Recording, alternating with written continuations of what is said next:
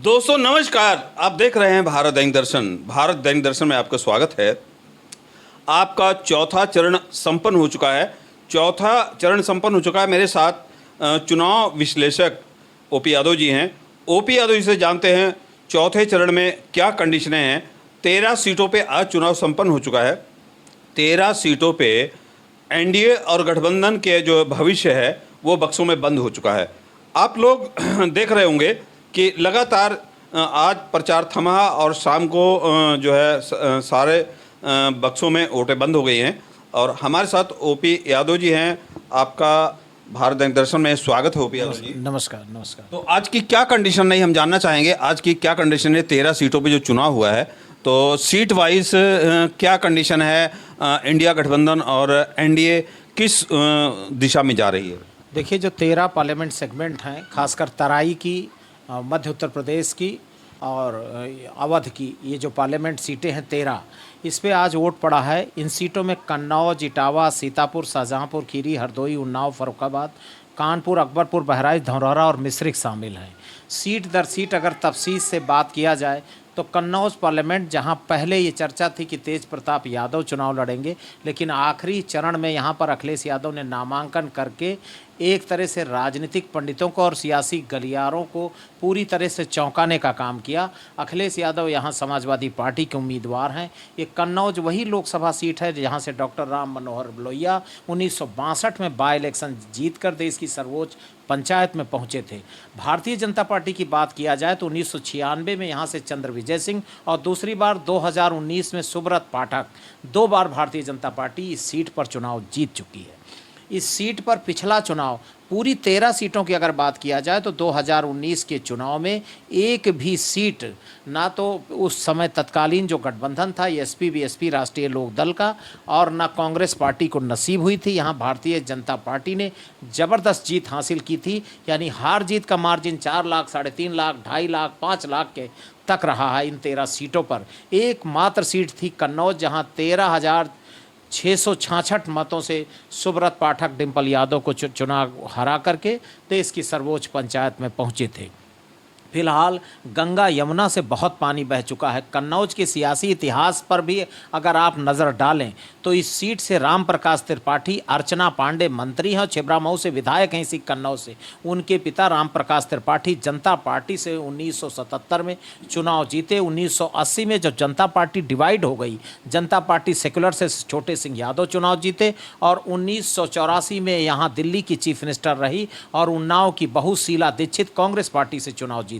1984 के बाद 1989 में यहाँ जनता दल से छोटे सिंह यादव लोकसभा पहुंचे और 1991 में जब पूरे उत्तर प्रदेश में 3 लोकसभा सीटें समाजवादी पार्टी को मिली थी, यानी सबसे ज़्यादा सीटें बीजेपी और फिर जनता दल 22 सीटें, और उत्तर प्रदेश में मुलायम सिंह यादव के मात्र 32 विधायक और 3 मेंबर ऑफ पार्लियामेंट, जिनमें बाराबंकी से रामसागर रावत और मैनपुरी से मुलायम सिंह के राजनीतिक गुरु उदय प्रताप सिंह यादव और इसी कन्नौज से छोटे सिंह यादव।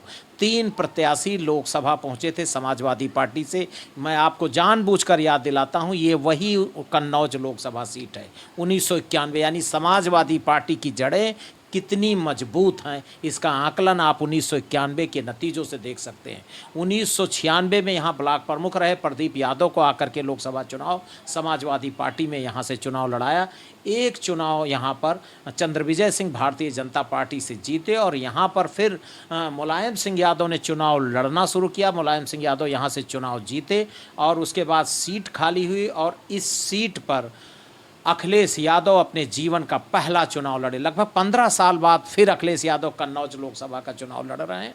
कन्नौज से अखिलेश यादव का मुकाबला अकबर अहमद डंपी से हुआ। कांटे के चुनाव में अखिलेश यादव यहाँ चुनाव जीते और उसके बाद तो इस सीट पर इतिहास अखिलेश यादव ने बना दिया। जो मैंने पहले भी बताया है कि 2014 में जब मोदी लहर का आगाज़ हुआ तब भी डिम्पल यादव कन्नौज से चुनाव जीती थी। 2019 का चुनाव मात्र 13,666 वोटों से यहाँ से डिम्पल यादव हारी थी। यहाँ पर बीएसपी ने इमरान बिन सफ़र को चुनाव मैदान में उतारकर, मुस्लिम उम्मीदवार उतारकर एक तरह से एमवाई समीकरण में डेंट करने की कोशिश की है। लेकिन जिस तरह से अम्बेडकरवादी और सेकुलर मतों का मिजाज पूरी तरह से इंडिया गठबंधन के साथ जा रहा है, इस सीट पर इंडिया गठबंधन का पलड़ा भारी है। अगली सीट कन्नौज के बाद इटावा सुरक्षित ये वही लोकसभा सीट है जो मुलायम सिंह के प्रभाव की सीट है। 2008 में ये सीट रिजर्व हो गई। इस सीट पर मुलायम सिंह यादव ने कांसीराम को लेकर के अपने सांसद रहे राम सिंह साकी को ड्रॉप कर दिया था और कांसीराम बाई इलेक्शन जीते थे और इसी लोकसभा सीट से सपा बसपा गठबंधन की नींव पड़ी थी। यानी कांसीराम जी ने लोकसभा का चुनाव जीतकर सपा बसपा गठबंधन की नींव डाल दी थी। ये वही लोकसभा सीट है। सुखदा मिश्रा भी यहाँ मेंबर ऑफ पार्लियामेंट रही, जो एक ज़माने में मुलायम सिंह की बगलगीर हुआ करती थी, उनकी नज़दीकी हुआ करती थी। एक ज़माने में सुखदा मिश्रा उत्तर प्रदेश की समाजवादी पार्टी की सरकार में मंत्री हुआ करती थी। कमांडर अर्जुन सिंह भदौरिया सोशलिस्ट आंदोलन और राम सेवक यादव डॉक्टर लोहिया के ज़माने के बड़े दिग्गज समाजवादी नेता कमांडर भदौरिया भी यहाँ कई बार एमपी रहे। यहाँ से प्रेमदास कठरिया आखिरी 2004 का जब सीट रिजर्व हुई तब समाजवादी पार्टी से लोकसभा का चुनाव जीते। इस लोकसभा सीट से राम सिंह साकी समाजवादी पार्टी से कई बार लोकसभा पहुँचे।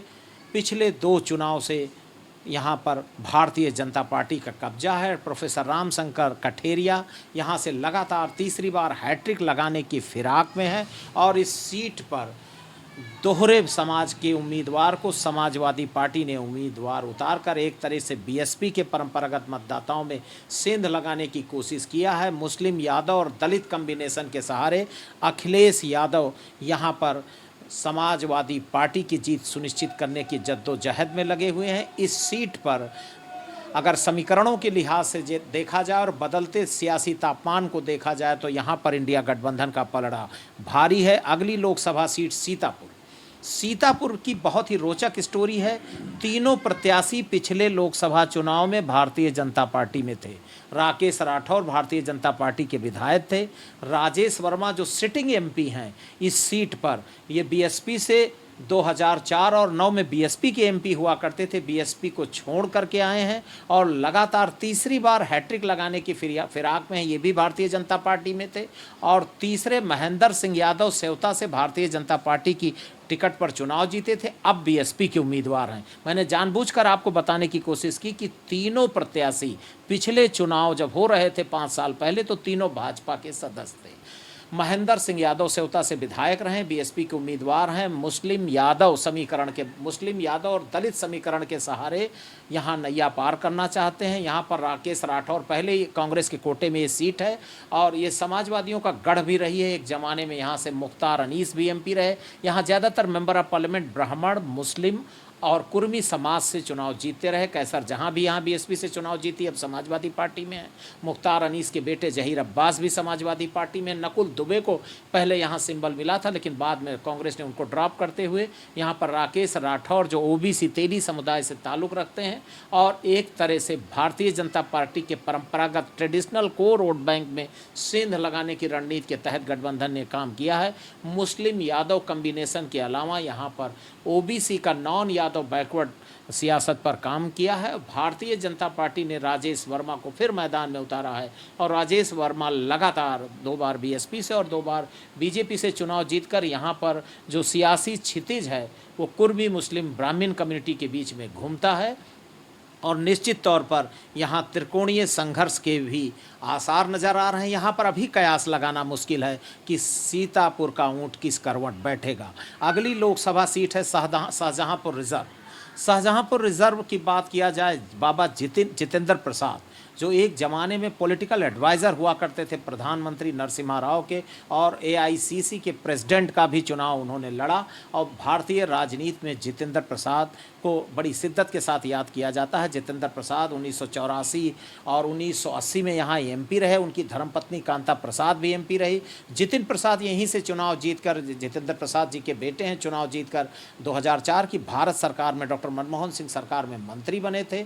कांता प्रसाद जी उनकी धर्मपत्नी भी यहाँ मेंबर ऑफ पार्लियामेंट रही हैं और इस सीट पर सत्यपाल सिंह यादव जो उत्तर प्रदेश विधानसभा में लीडर ऑफ अपोजिशन भी रहे हैं। 89 में उन्होंने तिलहार से विधानसभा और शाहजहाँपुर का लोकसभा लोकसभा का चुनाव, मुख्यमंत्री पद की दौड़ में भी रहे 1989 में, जब पहली बार मुलायम सिंह यादव मुख्यमंत्री बने थे। सत्यपाल सिंह यादव ने 1989 में जनता दल से और 1991 में जनता दल से यहाँ चुनाव जीता, और 96 में यहाँ समाजवादी पार्टी ने राममूर्ति सिंह वर्मा, जो अखिलेश और मुलायम सिंह सरकार में मंत्री रहे, उनको चुनाव मैदान में उतारकर पहली बार समाजवादी पार्टी ने यहाँ चुनाव जीतने का काम किया। 98 में यहाँ सत्यपाल सिंह यादव भाजपा में शामिल हुए और चुनाव जीतकर अटल जी की सरकार में खाद्य एवं नागरिक आपूर्ति मंत्री बने।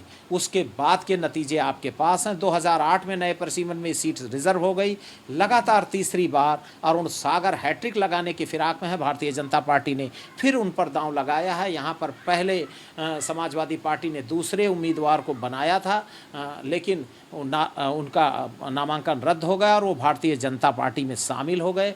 यहाँ पर ज्योत्सना गौड़ जो चुनाव मैदान में है और उनके मामा राज्यपाल कश्यप उनके चुनाव को संभाल रहे हैं। बीएसपी ने भी यहाँ पर त्रिकोण बनाने की कोशिश की है। इस पार्लियामेंट सेगमेंट पे अगर त्रिकोणीय संघर्ष हुआ तो निश्चित तौर पर भाजपा का परिणाम भारी हो सकता है। शाहजहांपुर रिजर्व के बाद अगली लोकसभा सीट बढ़ते हैं खीरी। खीरी से 10 बार मेंबर ऑफ पार्लियामेंट रहा परिवार रवि वर्मा का परिवार इस बार सियासत से बाहर है। उनकी माता उषा वर्मा, उनके पिता बाल गोविंद वर्मा और खुद रवि प्रकाश वर्मा 5 बार मेंबर ऑफ पार्लियामेंट रहे, यानी 10 बार इस लोकसभा सीट से उनके परिवार का प्रतिनिधित्व हुआ है।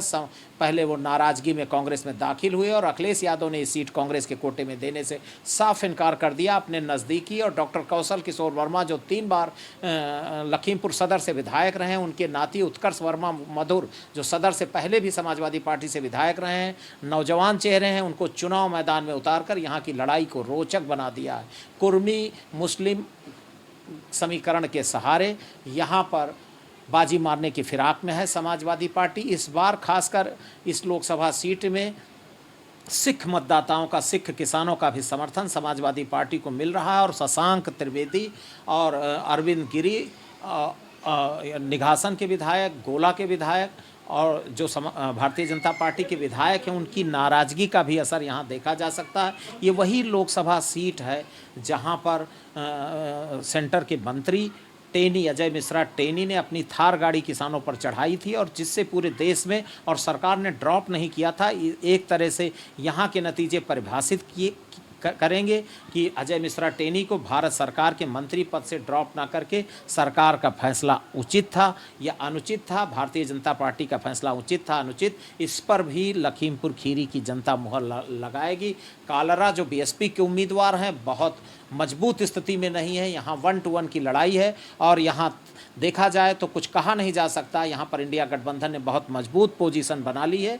इस सीट पर समीकरण अभी कुछ कहना जल्दबाजी होगी। अगली लोकसभा सीट पर बढ़ते हैं हरदोई सुरक्षित। हरदोई से जयप्रकाश रावत नरेश अग्रवाल के नज़दीकी रहे, लोकतांत्रिक कांग्रेस से भी एमपी रहे और 6ठी बार लोकसभा पहुंचने की फिराक में है जयप्रकाश रावत यहाँ से। उनकी पत्नी जिला पंचायत अध्यक्ष भी रही हैं इस लोकसभा सीट से और 3 बार सांसद रही और मुलायम और अखिलेश सरकार की पूर्व मंत्री उषा वर्मा जो परमाई लाल के परिवार से ताल्लुक़ रखती हैं, उनको समाजवादी पार्टी ने चुनाव मैदान में उतारा है। और इस लोकसभा सीट पर भारतीय जनता पार्टी और गठबंधन के बीच में कांटे की लड़ाई है। अभी स्थिति बिल्कुल साफ नहीं है। बीएसपी के भी प्रदर्शन पर बहुत कुछ दारोमदार है। अगली लोकसभा सीट है उन्नाव में कांग्रेस से 2004 में चुनाव जीती अनु टंडन, अब समाजवादी पार्टी की उम्मीदवार है और गठबंधन में कांग्रेस भी समाजवादी पार्टी के साथ है। स्वामी डॉक्टर सच्चिदानंद हरि साक्षी महाराज जो लोधी समुदाय से ताल्लुक़ रखते हैं और संत भी हैं, तीसरी बार लोकसभा में हैट्रिक लगाने की फिराक में है। यहाँ अनु टंडन ने एक तरह से पूरी राजनीति को मत करके रख दिया है और ये सीट साफ साफ है कि यहाँ पर जिस तरह बहुजन समाज पार्टी ने ब्राह्मण उम्मीदवार को उतारकर लड़ाई को रोचक बना दिया है, ये सीट साफ साफ इंडिया गठबंधन के कोटे में जाती नज़र आ रही है। फर्रुखाबाद वही लोकसभा सीट है जहां से स्वामी प्रसाद मौर्य नाराज हो गए। उनके रिश्तेदार रहे डॉक्टर नवल किशोर साकी जो बड़े अस्पताल के मालिक भी हैं। समाजवादी पार्टी ने उनको चुनाव मैदान में उतार करके यहाँ पर मुस्लिम यादव शाह के कम्बिनेशन पर काम किया है। याद होगा कि महान दल को जो सीटें मिली थी पिछले विधानसभा चुनाव में, केशव देव मौर्य की पार्टी को, उनकी धर्मपत्नी फर्रुखाबाद सदर पे लड़ी थी महान दल से, चुनाव हार गई थी। शाह के मतदाताओं की ताकत, इसी से आप अंदाज़ा लगा सकते हैं। ये सीट साफ साफ इंडिया गठबंधन के कोटे में जाती दिख रही है। मुकेश राजपूत जो लोधी समाज से हैं और एक ज़माने में कल्याण सिंह के खास रहे हैं, तीसरी बार लोकसभा पहुँचने के लिए जोर आजमाइश कर रहे हैं। सलमान खुर्शीद 1980-84 और विदेश के पढ़े लिखे सलमान खुर्शीद इस बार चुनाव नहीं लड़ रहे हैं, यानी कांग्रेस के कोटे में ये सीट अखिलेश यादव ने नहीं दिया है। इंडिया गठबंधन में उनकी ताकत का एहसास इसी से लगा सकते हैं कि विदेश मंत्री रहे और उत्तर प्रदेश कांग्रेस कमेटी के प्रेसिडेंट रहे सलमान खुर्शीद खुद चुनाव नहीं लड़ रहे हैं। यहाँ से उनके पिता खुर्शीद आलम खान जो कर्नाटक के गवर्नर रहे हैं, राजीव गांधी सरकार में मंत्री रहे, 84 में यहाँ से मेंबर ऑफ पार्लियामेंट रहे हैं। डॉक्टर जाकिर हुसैन उनके दादा थे और राष्ट्रपति भी रह चुके हैं। और इस सीट के जो नतीजे हैं फर्रुखाबाद के नतीजे, और फर्रुखाबाद लोहिया की कर्मभूमि भी रही है, निश्चित तौर पर ये सीट इंडिया गठबंधन के खाते में जाती दिख रही है। अगली लोकसभा सीट है कानपुर। कानपुर में बाहरी रमेश अवस्थी जो फर्रुखाबाद से ताल्लुक़ रखते हैं चुनाव लड़ रहे हैं, और ये कानपुर वही है जो जनता पार्टी से मनोहर लाल ने चुनाव जीता। और 89 के बाद देखिए कि श्री प्रकाश जायसवाल कांग्रेस की टिकट से जीतकर 2004 में भारत सरकार में गृह राज्य मंत्री बने। मजबूत सीट कांग्रेस की मानी जाती है, कांग्रेस कोटे में है। आलोक मिश्रा यहाँ पर कांग्रेस के उम्मीदवार हैं और एक शिक्षाविद हैं, दिल्ली पब्लिक स्कूल उनका बड़ा पब्लिक स्कूल भी है यहाँ पर। लेकिन शुरुआती दौर में लगा कि भारतीय जनता पार्टी, चूँकि आरएसएस का एक तरह से गढ़ कहा जाता है कानपुर, और यहाँ के जो समीकरण हैं वो भारतीय जनता पार्टी के पक्ष में है। कैंडिडेचर जरूर भारतीय जनता पार्टी के कद काठी के हिसाब से जरूर नहीं रहा। आलोक मिश्रा ने तगड़ी चुनौती, बीएसपी कोई बड़ा त्रिकोण नहीं बना पाई है, बिल्कुल कांटे की लड़ाई में है। फिलहाल तकनीकी तौर पर देखा जाए तो समीकरणों के लिहाज से यहाँ भाजपा का पलड़ा आंशिक तौर पर भारी है। अगली लोकसभा सीट अकबरपुर, यहाँ से समाजवादी पार्टी ने राजा रामपाल को चुनाव मैदान में उतारा है।